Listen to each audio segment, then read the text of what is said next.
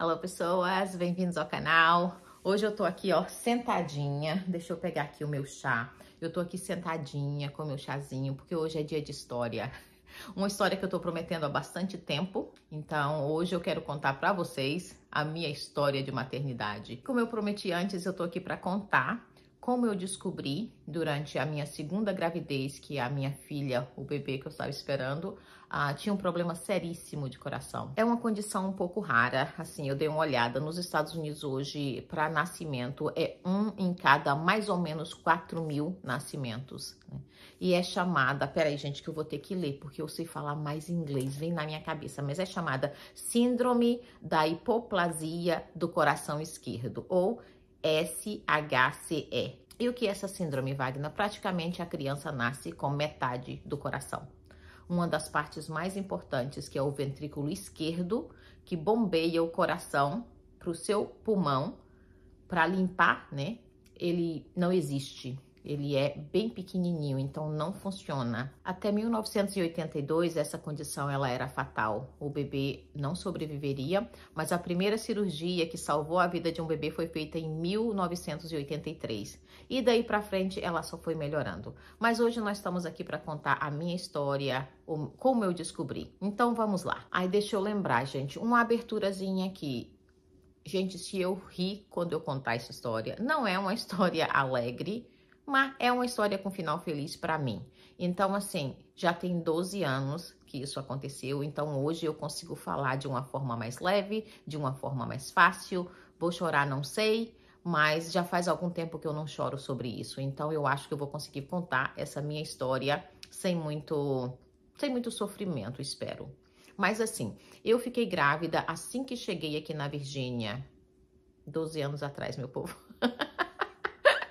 Que eu não foi, eu esqueci de olhar, mas tudo bem. Assim que eu cheguei aqui na Virgínia, eu fiquei grávida, porque como vocês sabem, esse não foi o meu primeiro rodeio.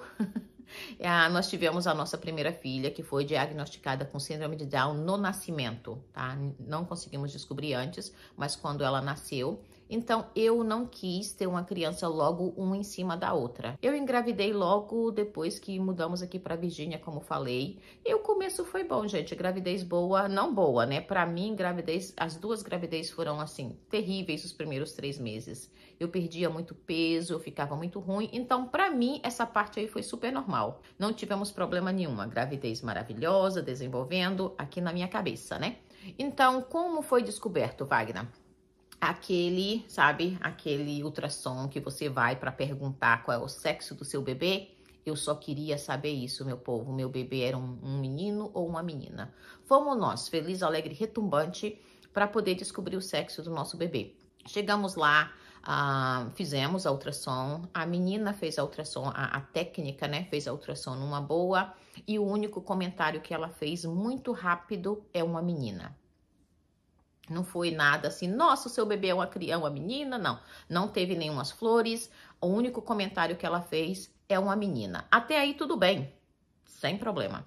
E ela falou comigo, eu vou chamar um médico, porque nas ultrassons, a técnica faz ultrassom e depois eles chamam um médico para comentar os achados, que normalmente é a sua criança é normal, tudo bem, lindo, você vai ter uma menina e tchau. Quando o médico entrou, oi, tudo bem? Ele entrou e começou a olhar.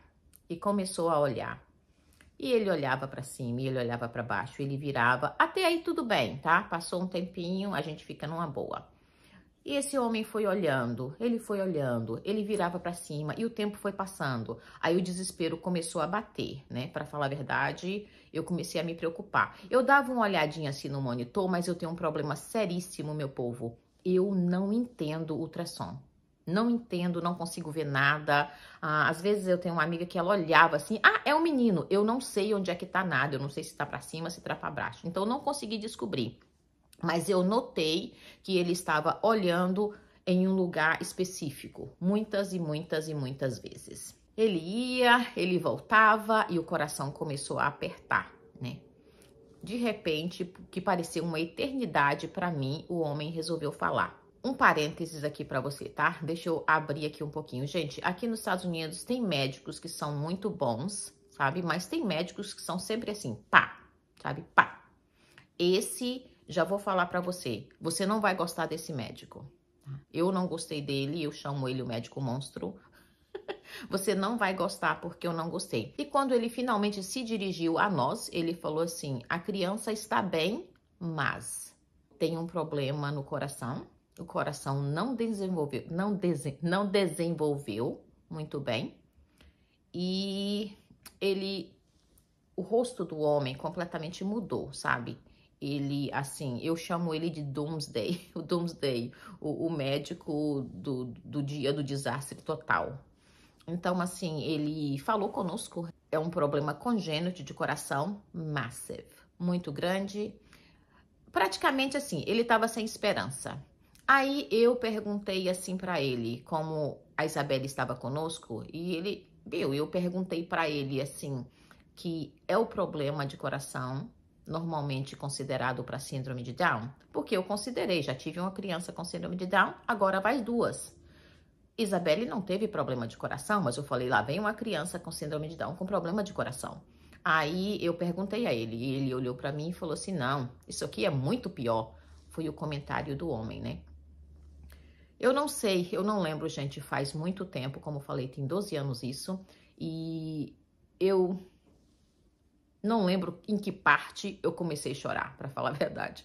Eu não sei em que parte eu comecei a chorar. Eu só lembro que ele falava assim, eu não sou cardiologista, mas não é bom. Não é bom, eu não sou cardiologista, mas é muito ruim. Eu não lembro direito, eu só sei que ele não tinha uma expressão boa e eu tive a impressão que a forma que ele falava é que o meu bebê estava perdido, entendeu? Eu não teria uma criança no final da minha gravidez. Foi isso que eu senti. E eu acho que foi nesse momento que eu comecei o desespero, que eu comecei a chorar. Meu marido só fechou a cara, não falou nada. Gente, eu pensei que eu não choraria mais sobre isso, mas perdoa, perdoa. Os anos passam, mas eu acho que o sentimento não, né? Então vamos lá que eu vou continuar, eu vou terminar de falar essa história para vocês. Então, o que ele comentou foi seco, completamente seco. Mas, gente, não condene todos os médicos, fique até o final aí que você vai ver que tem médicos maravilhosos no mundo, tá? Nós encontramos eles. Já vou avisar uma história final feliz aí, nós encontramos médicos maravilhosos. Mas tá, esse médico, ele olhou pra mim, a única coisa que ele falava, eu não sou cardiologista, ouvi muitas vezes, não sou cardiologista, mas o negócio não é bom. E ele falou, depois que ele terminou, respondeu só algumas perguntas, que foi a única que eu perguntei, né? E ele só virou pra gente e falou, eu vou ligar pro seu médico, o meu obstetra, se ele quiser falar com você, eu passo a chamada aqui para o quarto, se não, vocês vão precisar marcar desse jeito. Se não, vocês vão precisar marcar um horário com ele e conversar com ele. Virou as costas e foi embora. E nesse momento o desespero tinha batido, né? Eu chorava muito e o telefone tocou e era o meu obstetra. Mas um parênteses aqui, gente, o meu obstetra era o homem mais calmo, o homem mais delicado que eu já vi na minha vida, de um coração maravilhoso. E ele me acalmou o coração, falou, calma, te acalma. Mas os médicos aqui, eles são, aqui nos Estados Unidos, você tem o direito de saber tudo o que está acontecendo, ou quase tudo, como eu descobri no hospital, né? Eles não escondem muito de você as coisas, você precisa fazer a sua, tipo assim, tomar uma decisão informada. Aqui você tem direito à informação. Então, o meu obstetra foi, ó, pá no lugar, com muito carinho, ele conversou, vamos marcar um dia para você vir, que foi logo depois, e nós vamos conversar, nós vamos sentar e ter um plano. Mas ele já me avisou lá mesmo, naquele telefonema, que ele falou assim, Wagner, um problema de coração massivo, é grande, e normalmente essa condição, ela normalmente vem com algumas trissomias, né? Provavelmente. Pode ser nada, pode ser só um defeito do coração, né? Um defeito congênito do coração, mas esse defeito pode também ser por causa de outros problemas. E tem dois deles que já avisou logo lá mesmo. Se fosse uma trissomia 17, ou eu acho que a trissomia 13, ele já avisou que não teria jeito.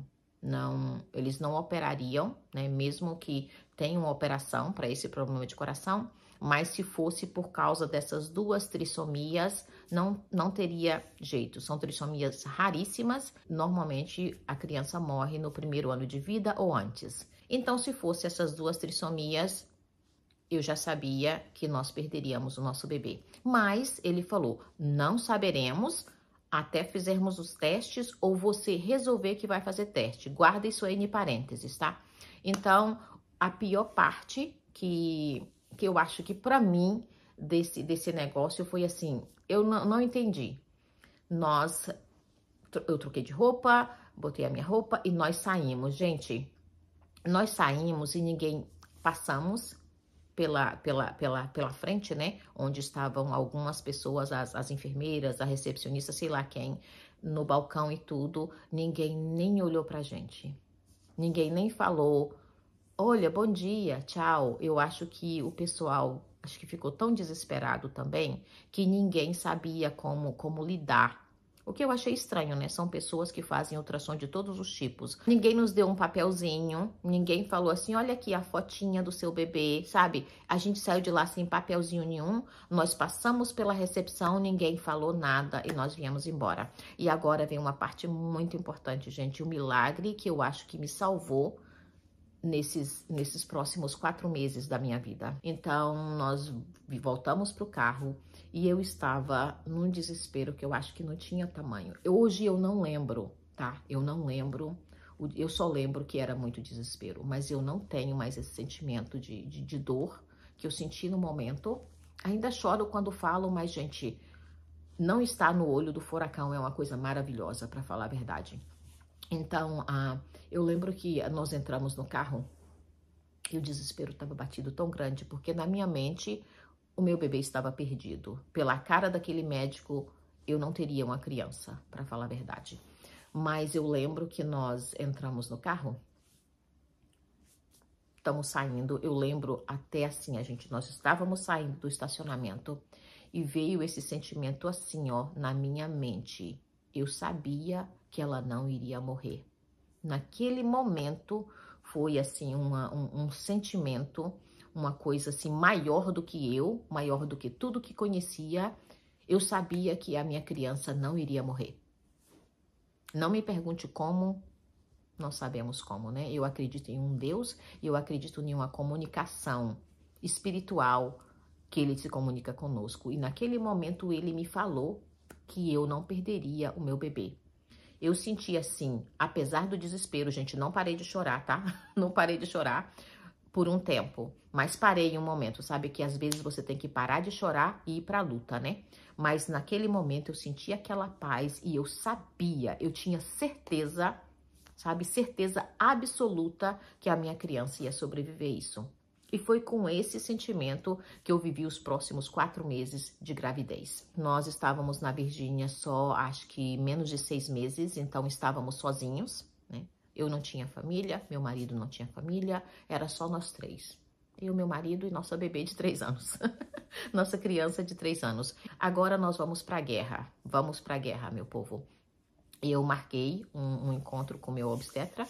Ele abriu o jogo numa boa, falou de novo dessas trissomias, que se fosse, a criança não seria operada, mas ele falou, nós estamos pensando não, né? O médico lá falava, não sei o que é, não sou cardiologista, porque ele se recusou a falar o que era. Ele só falava que era um problema massivo, um problema grande do coração e que praticamente não tinha mais jeito.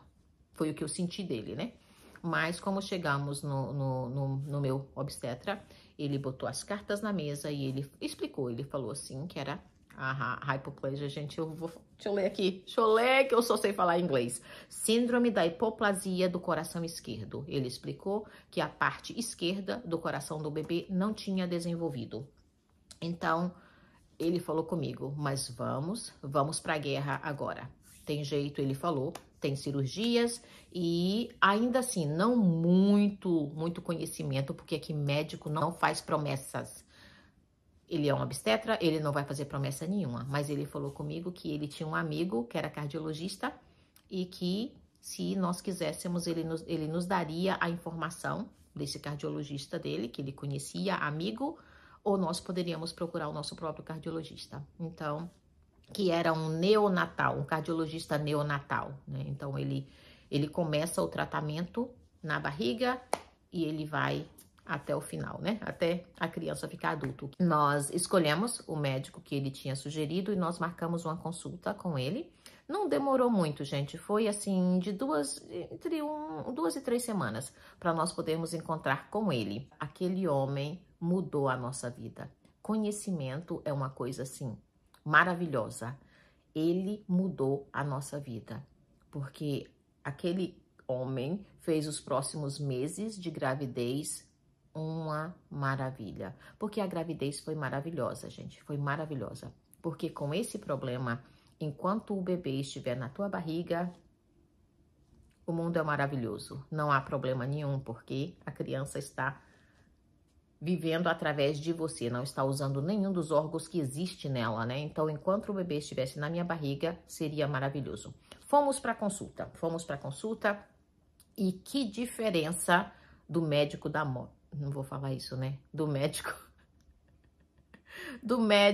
do fim do mundo que eu conheci. Chegamos e a consulta foi exatamente assim. Olha, isso é isso, né? Que eu falei com vocês. E é assim que a gente resolve. E ele pegou um papelzinho da mesa dele e fez um desenho e falou: nós vamos fazer isso, isso e isso. E é assim que se resolve o problema. Na maior confiança, na maior calma, e ele tinha certeza. Acho que ele já fez tantas vezes que ele tinha certeza que daria certo. Mas, parênteses aqui, infelizmente nem sempre dá certo, mas ele sabia o que ia ser feito. Até então tudo estava normal, então nós começamos a desenvolver um plano e deixe-me falar um negócio aqui, nós somos meio paranoicos, né? Quando fala dos nossos filhos, de crianças, nós somos um pouco paranoicos. Então o que fizemos? Eu, Wagner da Rocha, todas as vezes que tive as nossas filhas, nós em qualquer lugar que estivermos, nós olhamos como qual é o maior hospital que existe na região e que tem a melhor UTI neonatal. Paranoicos, quase. Mas, gente, isso nos salvou muitos problemas. Porque assim que chegamos aqui na Virgínia, que eu soube que estava grávida, nós olhamos qual é o melhor hospital. Qual é o melhor hospital da região? É nesse que eu quero ir. Mas aqui os hospitais funcionam assim. Vamos dizer que eu tivesse pego um médico, um obstetra aqui na minha região, pertinho da minha casa. Ele só vai para os hospitais aqui pertinho da minha casa. Mas o maior hospital com a melhor UTI neonatal estava a 1 hora da minha casa. Para eu poder ter acesso àquele hospital, eu tenho que ter um médico que vai para aquele hospital. Porque senão, se eu tiver que ir para aquele hospital e o meu médico não vai para lá, significa que eu vou ter que ter uma coleção de médicos que eu não conheço. Não é que eu não vou poder ir naquele hospital, eu vou poder.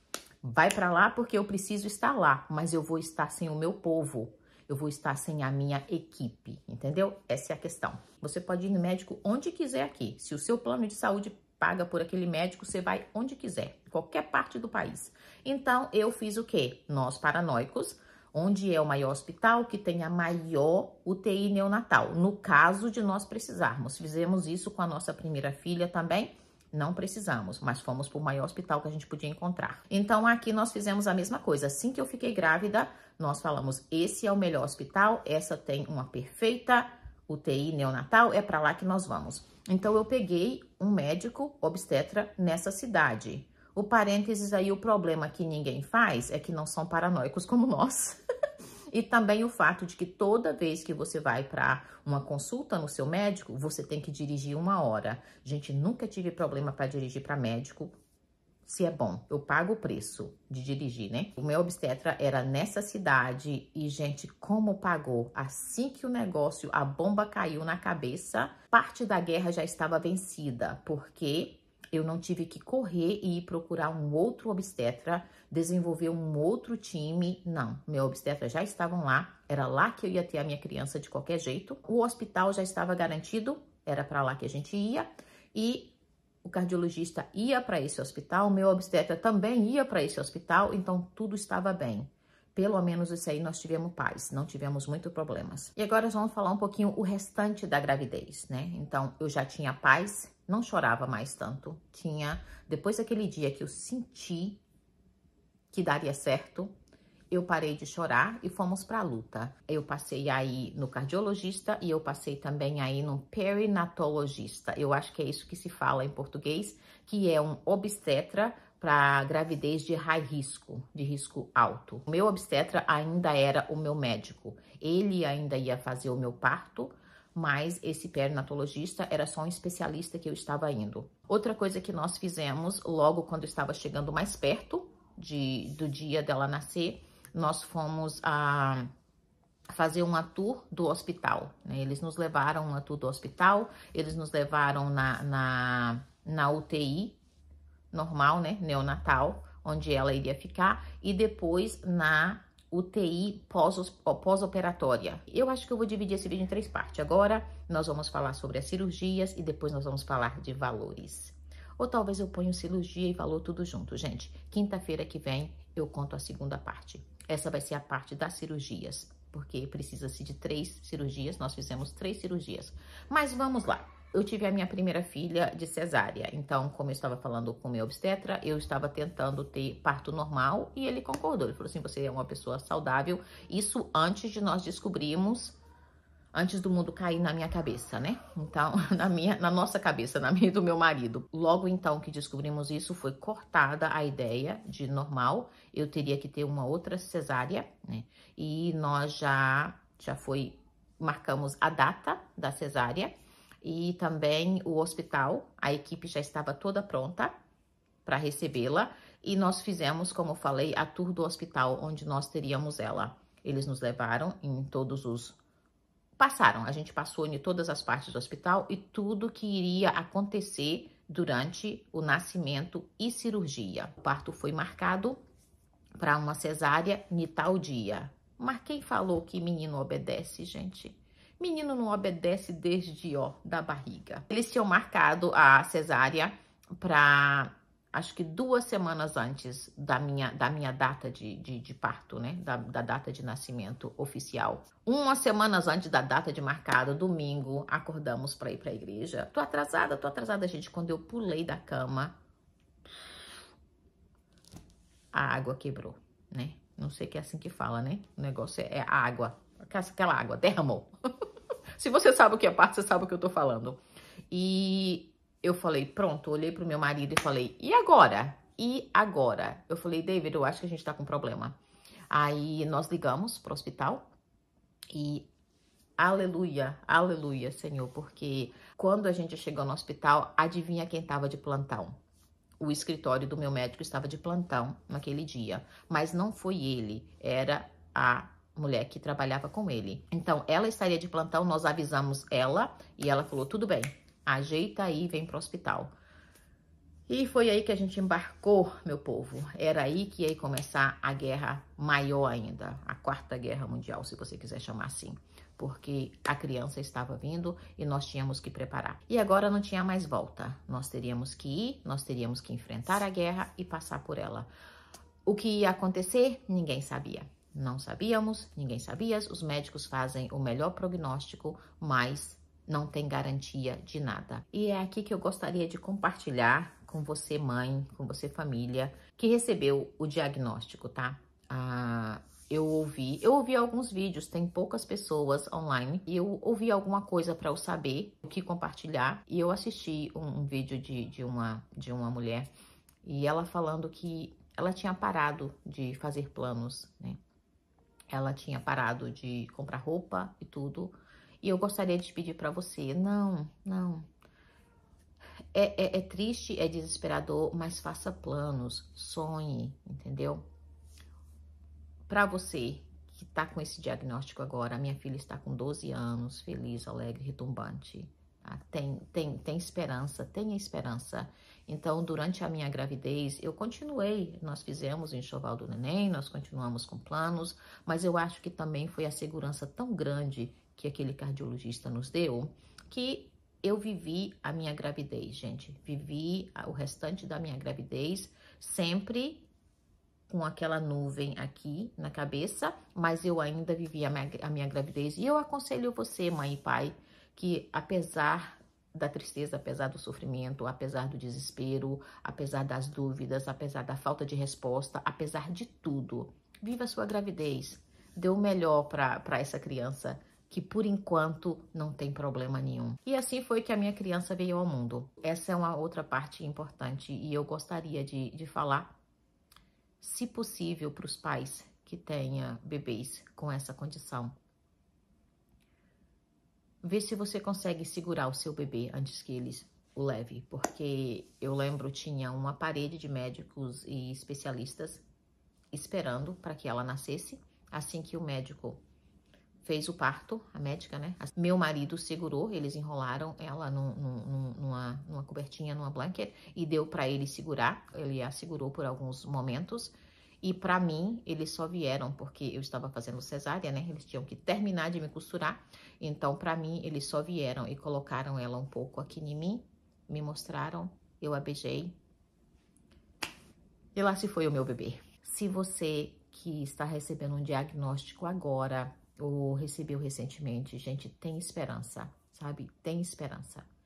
É difícil, é assim, a briga da tua vida, mas eu só quero te dizer que tem esperança. Eu me considero uma das pessoas, não sei, sortudas, abençoadas, né, que eu ainda tenho a minha filha comigo, mas a luta foi assim, foi braba. A briga foi braba, a guerra foi feia, mas tenha esperança de que o Senhor está de olho em vocês, tenha esperança que tudo vai dar certo. Aproveita a gravidez, aproveita enquanto o seu bebê está aqui, ó, para conectar, porque esse é um tempo bom com a sua criança, porque não está em perigo de nada. Conecte com seu bebê na tua barriga. Esse é o que eu aconselho para você. Mas, gente, olha, eu não sou sabedoria de nada. Não tenho nada de sabedoria na minha vida, mas eu só passei essa tempestade. Nós passamos. E essa é uma condição que não tem cura, mas tem conserto, tem remendo. E para não fazer esse vídeo muito grande, com tanta emoção, que as emoções ainda vão aflorar, meu povo, a gente vai para a próxima parte na próxima semana, tá? Beijos para vocês. Eu espero que vocês tenham gostado de saber dessa parte da minha vida. E a gente se vê na próxima vez. Bye!